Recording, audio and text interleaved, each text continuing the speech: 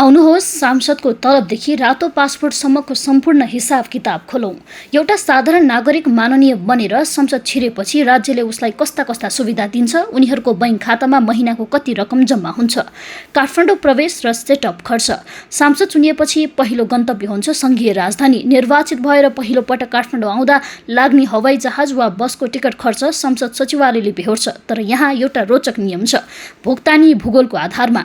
यदि जुम्लाका सांसद जस्तै ज्ञानेन्द्र शाहीले हवाई टिकट पेश गरेमा उनले पूर्ण रकम पाउँछन्, तर गोर्खा वा धादिङ जस्ता नजिकका जिल्लाबाट जितेका सांसदले म पोखरा गएर जहाज चढेर आएँ भनेर टिकट देखाएमा त्यसको शोध भर्ना पाउँदैनन्। उनीहरूले सार्वजनिक यातायात, बस, माइक्रोको भाडा मात्र पाउँछन्। बाटो खर्च, यात्राका क्रममा खाना र खाजाका लागि दैनिक 2500 का दरले 2.5 दिनको कुल 6250 रुपैयाँ नगद भत्ता दिइन्छ।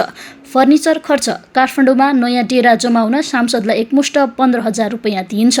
आजको महँगीमा 15,000 एउटा सोफा पनि मुस्किलले आउला, तर यो राज्यले दिने एउटा साङ्केतिक सहयोग हो। मासिक तलब र भत्ताको ब्रेकडाउन, धेरैलाई लाग्न सक्छ सांसदले लाखौँ तलब खान्छन्, तर वास्तविक हिसाब यस्तो छ। आधारभूत तलब 66,070 रुपैयाँ, विशेष भत्ता 1,000 रुपैयाँ, घर भाडा 18,000 रुपैयाँ काठमाडौँमा घर नहुनेका लागि। यदि आफ्नो घर भएमा मर्मत खर्च बापत 9,000 रुपैयाँ मात्र दिइन्छ। सञ्चार, मोबाइल इन्टरनेट 3,000 रुपैयाँ, धारा बिजुली 2,000 रुपैयाँ, कुल मासिक फिक्स्ड काठमाडौँ बाहिरका सांसदको खातामा महिनाको करिब 90,070 रुपैयाँ जम्मा हुन्छ। बैठक भत्ता, जति धेरै बैठक उति धेरै पैसा। रातो पासपोर्टको पावर, सांसद हुनुको सबैभन्दा ठुलो प्रिभिलेज भनेको कूटनीतिक राहदानी रेड पासपोर्ट हो। विदेश भ्रमणमा जाँदा रातो पासपोर्ट हुनेले अध्यागमनमा लामो लाइन बस्नु पर्दैन, भिसा प्रक्रिया सहज हुन्छ, अन्तर्राष्ट्रिय विमानस्थलहरूमा कूटनीतिक सम्मान र सुरक्षा प्राप्त गर्छन्।